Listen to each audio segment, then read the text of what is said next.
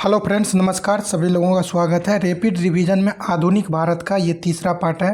बार बार परीक्षा में पूछा गया सभी प्रश्नों को देखेंगे।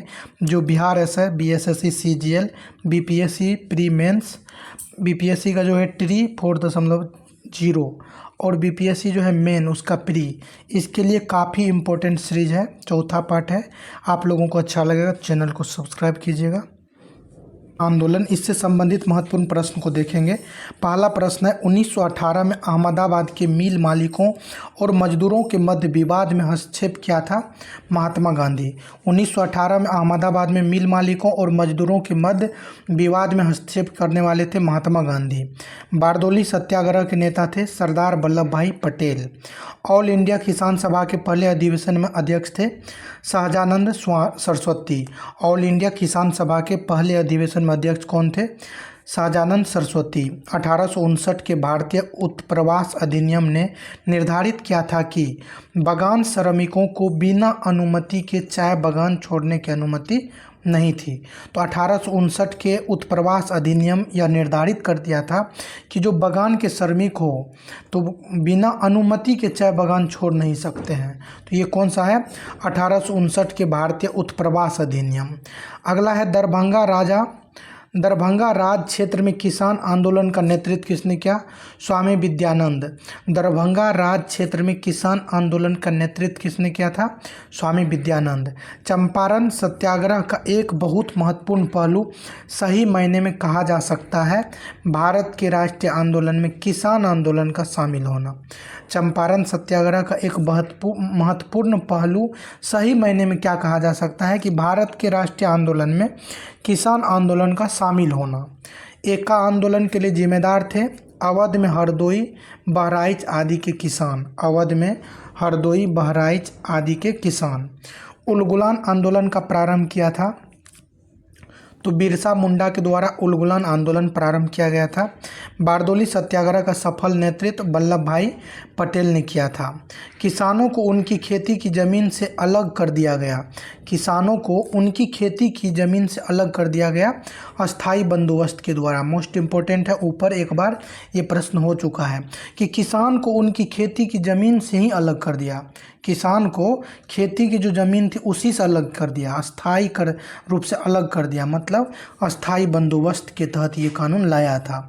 मालाबार में मोपला विद्रोह परिणाम था खिलाफत आंदोलन का। मालाबार में जो 1921 के आसपास मोपला विद्रोह हुआ था, मुस्लिम जो वहाँ का किसान था मुस्लिम अली मुसलियार, उसी के द्वारा इसका अगुवाई किया गया था। तो मालाबार में मोपला विद्रोह का परिणाम क्या था? खिलाफत आंदोलन का परिणाम था। तो खिलाफत आंदोलन से जुड़ा हुआ है, ध्यान रखना है। चंपारण में इंडिगो के किसानों की दशा की ओर गांधी जी का ध्यान आकर्षित किया था तो राजकुमार शुक्ल के द्वारा किया गया था। और ये बिहार में मुरली भरवा नामक स्थान से गांव का है। इनका जो गांव है मुरली भरवा गांव है। अगला है, नवंबर 1936 में भागधिकारी पट्टेदारों को जमींदारों के बेदखली प्रयासों के विरुद्ध बरहरिया मुंगेर में एक बड़ा आंदोलन प्रारंभ किया था। तो बिहार किसान सभा की स्थापना की गई थी वर्ष 1929 में। चंपारण आंदोलन मुख्यतः किस विरोध में जुड़ा हुआ था? तो चंपारण आंदोलन मुख्यतः डैश के विरोध में था। तो ये नकदी फसल के विरोध में था। नकदी फसल के विरोध में मुख्य रूप से चंपारण आंदोलन 1917 में हुआ था और जुड़ा हुआ था किससे? नकदी फसल से। तो ये चीज़ आपको ध्यान रखना होगा। तेभागा आंदोलन 1946 में बंगाल में आरंभ हुआ था किसान सभा के नेतृत्व में। तेभागा आंदोलन जो है 1946 में शुरू हुआ था बंगाल में किसान सभा के नेतृत्व में। दक्कन कृषि राहत अधिनियम पारित किया गया था 1879 में। दक्कन कृषि राहत अधिनियम पारित हुआ था वर्ष 1879 में। बिहार में 3 कट्या पद्धति में नील की खेती के लिए भूमि का कितना भाग अमानत रखा जाता था? तो नील की खेती के लिए भूमि का 3/20 भाग, तो इसी को जो है 3 कट्या कहा गया। इसी वजह से 3 कट्ठा मतलब कि 20 कट्ठा में 3 कट्ठा आपको रखना है, 3/20 भाग। बिहार में किसान आंदोलन से संबंधित थे स्वामी सहजानंद, जो है किसान आंदोलन से संबंधित थे। प्रसिद्ध नाटक नील दर्पण, जिसमें इंडिगो की खेती करने वाले किसानों के दमन का चित्रण किया गया है, की रचना किसने किया है? तो नील दर्पण के रचनाकार हैं दीनबंधु मित्र। दीनबंधु मित्र आपको ध्यान रखना है। बिरसा मुंडा का कार्य क्षेत्र था, तो ये रांची में था, अभी झारखंड में पड़ता है, तत्कालीन बिहार में था। अब 1855 में संथालों ने किस अंग्रेज कमांडर को हराया था? तो संथालों के द्वारा जैसे सिद्धू कानू, चांद और भैरव, ये चारों भाई थे, मिल करके मेजर बारो को हराया था 1855 में। किसान नेता मोतीलाल तेजावत किससे संबंधित है? तो मेवाड़ के भील आदिवासी आंदोलन से। किसान नेता है मोतीलाल तेजावत, संबंध रखते हैं मेवाड़ के भील आदिवासी आंदोलन से। तो मेवाड़ के भील आदिवासी आंदोलन से संबंध रखने वाले हैं मोतीलाल तेजावत। नील विद्रोह हुआ था कहाँ? बंगाल में हुआ था नील विद्रोह। रैयत नील की खेती नहीं करना चाह रहे थे, पर उनसे एक अमान्य मूल्य पर जबरदस्ती करवाई जा रही थी, यह संबंधित था नील विद्रोह से। किसान जो है नील की खेती नहीं करना चाह रहे थे, क्योंकि नील की खेती करने से ज़मीन की जो उर्वरा शक्ति है वो दिन प्रतिदिन घटता चला जाता था। इसी वजह से वो नहीं करना चाहते थे, बट उससे क्या किया जाता था? ज़बरदस्ती करवाया जाता था। तो ये नील विद्रोह से संबंधित है। अगला है 1922-23 में मुंगेर में किसान सभा का गठन किया था। तो 1922-23 में मुंगेर में किसान सभा का गठन करने वाले मोहम्मद जुबैर था। मोहम्मद जुबैर है 1922-23 में मुंगेर में किसान सभा का गठन किया था। कौन? मोहम्मद जुबैर। तो मुंगेर में किसान सभा 1922-23 में स्थापित किया था मोहम्मद जुबैर। 1921 का मोपला विद्रोह हुआ था केरल में। अखिल भारतीय किसान कांग्रेस का गठन किया गया था 1936 में। अखिल भारतीय किसान कांग्रेस का गठन किया था 1936। 1936 के लखनऊ में अखिल भारतीय किसान सभा का प्रथम अध्यक्ष चुना गया था स्वामी सहजानंद सरस्वती को 1936 में। नेक्स्ट है, स्वामी सहजानंद सरस्वती ने भूमि और जलमार्ग के राष्ट्रीयकरण की मांग के साथ अखिल भारतीय संयुक्त किसान सभा का गठन किया था 1930 के दशक में। स्वामी सहजानंद सरस्वती ने भूमि और जलमार्ग के राष्ट्रीयकरण की मांग के साथ अखिल भारतीय संयुक्त किसान सभा का गठन किया था 1930 के दशक में। तो 1930 के दशक में भूमि और जलमार्ग के राष्ट्रीयकरण की मांग के साथ अखिल भारतीय संयुक्त किसान सभा का गठन हुआ था 1930 के दशक, आपको ध्यान रखना है। दुखी आत्मा, दुखी हृदय जैसे छदम नामों के तहत लिखकर चंपारण के किसानों की दुर्दशा पर प्रकाश डाला था कौन?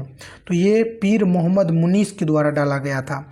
ध्यान देना है, दुखी आत्मा, दुखी हृदय जैसे छदम नामों के तहत लिखकर चंपारण के किसानों की दुर्दशा पर प्रकाश डाला था पीर मोहम्मद मुनीस।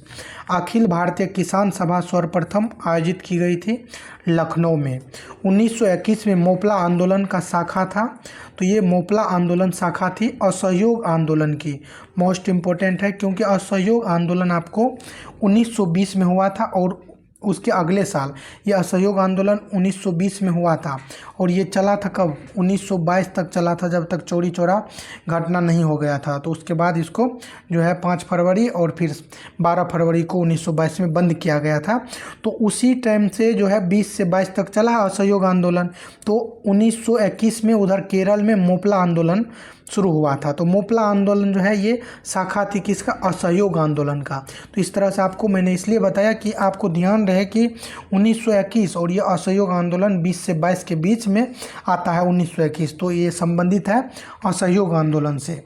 महात्मा गांधी ने सर्वप्रथम डैश किसान आंदोलन में भाग लिया था। तो पहली बार महात्मा गांधी के द्वारा 1917 में चंपारण के किसान आंदोलन में भाग लिया गया था। महाराष्ट्र में रामोसी कृषक जत्था स्थापित किया था वासुदेव बलवंत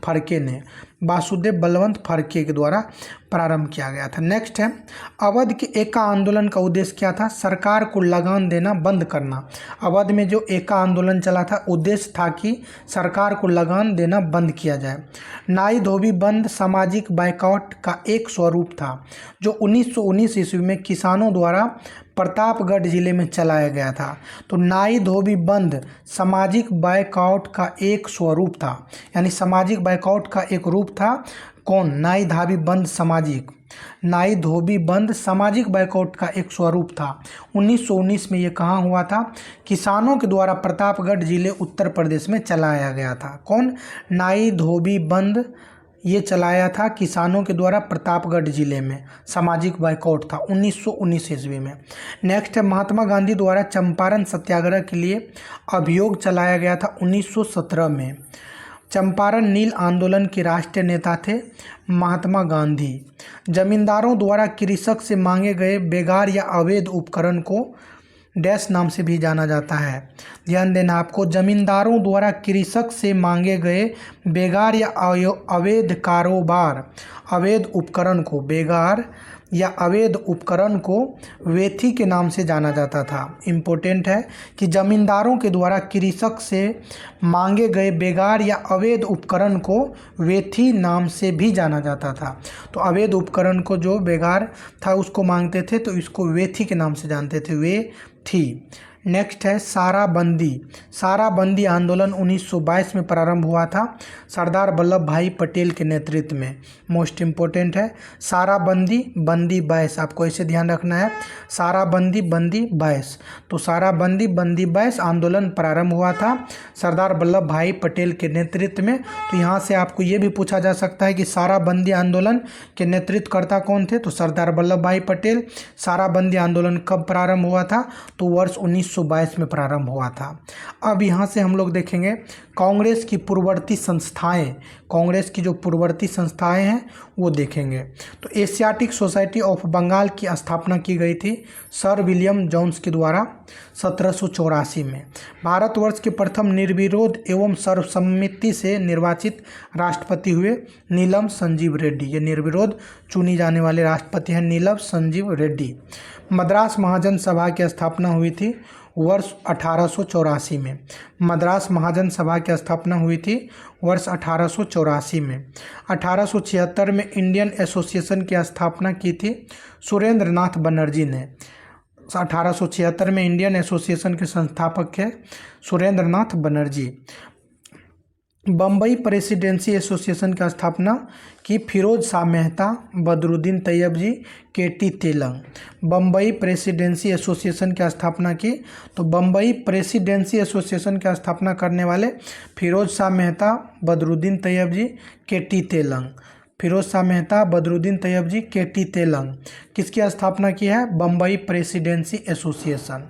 नेक्स्ट है इंडियन एसोसिएशन ने किसका गठन करके राष्ट्रीय चेतना बढ़ाने में महत्वपूर्ण भूमिका अदा की? तो इंडियन नेशनल कॉन्फ्रेंस।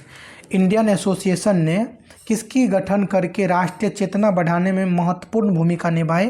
तो इंडियन एसोसिएशन ने गठन किया था इंडियन नेशनल कॉन्फ्रेंस का। इंडियन एसोसिएशन ने इंडियन नेशनल कॉन्फ्रेंस का गठन किया जो राष्ट्रीय चेतना बढ़ाने में भूमिका अदा की। अगला है इंडियन एसोसिएशन का नेतृत्व किसने किया था? इंडियन एसोसिएशन के नेतृत्व करने वाले हैं सुरेंद्र नाथ बनर्जी एवं आनंद मोहन बोस। अगला प्रश्न अब देखेंगे भारतीय राष्ट्रीय कांग्रेस। भारतीय राष्ट्रीय कांग्रेस में पहला प्रश्न है कांग्रेस सोशलिस्ट पार्टी का गठन कब हुआ था? कांग्रेस सोशलिस्ट पार्टी का गठन वर्ष 1934 में। भारतीय राष्ट्रीय कांग्रेस के पहले अध्यक्ष कौन थे? डब्ल्यू.सी. बनर्जी, भूमेश चंद्र बनर्जी। कांग्रेस समावादी दल की स्थापना हुई थी, तो कांग्रेस समावादी दल की स्थापना 1934 में। 1885 में भारतीय राष्ट्रीय कांग्रेस की स्थापना ह्यूम के द्वारा किया गया था। 1890 में कलकत्ता विश्वविद्यालय की पहली महिला स्नातक ने कांग्रेस अधिवेशन को संबोधित किया था, वह उनका नाम है कादम्बिनी गांगुली। कादम्बिनी गांगुली। भारतीय राष्ट्रीय कांग्रेस का पहला अधिवेशन कहाँ हुआ था? तो ये हुआ था मुंबई में। मुंबई में गोकुलदास तेजपाल संस्कृत विद्यालय में। 1922 में आयोजित भारतीय राष्ट्रीय कांग्रेस के गया अधिवेशन के अध्यक्ष चित्तरंजन दास हैं। भारतीय राष्ट्रीय कांग्रेस की प्रथम महिला अध्यक्ष एनी बेसेंट है और ये कब बनी थी? 1917 के कोलकाता अधिवेशन में भारतीय राष्ट्रीय कांग्रेस की प्रथम महिला राष्ट्रपति है। महिला अध्यक्ष है। नेक्स्ट है 1912 में पटना में होने वाली भारतीय राष्ट्रीय कांग्रेस के अध्यक्ष RN माधोलकर के द्वारा किया गया था। असहयोग आंदोलन को निलंबित किया गया था 1922 में। नेक्स्ट है लखनऊ समझौता कब हुआ था? तो लखनऊ समझौता 1916 में हुआ था, 1916। यह कहते हुए भारतीय राष्ट्रीय कांग्रेस की हंसी उड़ाई कि यह एक बहुत सूक्ष्म भाग का प्रतिनिधित्व करता है। डफरिन ने कहा था कांग्रेस के बारे में कि यह एक बहुत सूक्ष्म भाग का प्रतिनिधित्व करता है, और यह कह करके हंसी उड़ाया था। कौन? लॉर्ड डफरिन के द्वारा। अखिल भारतीय राष्ट्रीय कांग्रेस कमेटी की बैठक को दर्शाता है जहां संसदीय बोर्ड के गठन का फैसला किया गया था। तो अखिल भारतीय राष्ट्रीय कांग्रेस की कमेटी की बैठक को दर्शाता है जहां संसदीय बोर्ड के गठन का फैसला लिया गया था 1920 नागपुर में। नरमपंथियों द्वारा उपयोग में लाई गई प्रार्थना याचिका और विरोध की पद्धति को गरम दल के नेताओं ने नाम दिया भिक्षावृत्ति की राजनीति। भारतीय राष्ट्रीय कांग्रेस के प्रथम मुस्लिम अध्यक्ष थे बदरुद्दीन तैयबजी। सूरत विभाजन 1907 के बाद भारतीय राष्ट्रीय कांग्रेस पर नियंत्रण हुआ। तो नरमपंथी सूरत विभाजन के बाद जो है ये नरमपंथी के हाथ में रह गया था। रास बिहारी घोष के द्वारा 1907 के सूरत अधिवेशन की अध्यक्षता किया गया था जो नरमपंथी दल से संबंधित थे। 1888 में इलाहाबाद में कौन से राजा ने भारतीय राष्ट्रीय कांग्रेस के चौथे अधिवेशन के संपन्न होने में बहुत बहुमूल्य सहायता प्रदान की थी? तो 1888 में इलाहाबाद में दरभंगा के राजा ने भारतीय राष्ट्रीय कांग्रेस के चौथे अधिवेशन के संपन्न होने में बहुत बहुमूल्य सहायता प्रदान की थी।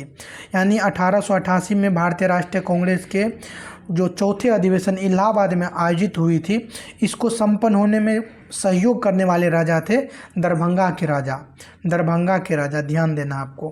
अधिकतर नरमपंथी नेता थे शहरी क्षेत्रों से। नरमपंथी जो नेता थे वो शहरी क्षेत्र से थे। तो आपको इसे ध्यान रखना है कि शहर में मान लो कि लोग पढ़े लिखे ज़्यादा है, वैसा कुछ है नहीं, गांव में भी बहुत सारे लोग हैं। तो अधिकतर नरमपंथी नेता शहर से थे, पढ़े लिखे लोग थे, पढ़ लिख करके नरम हो गया। तो ये नरमपंथी नेता कहाँ से थे?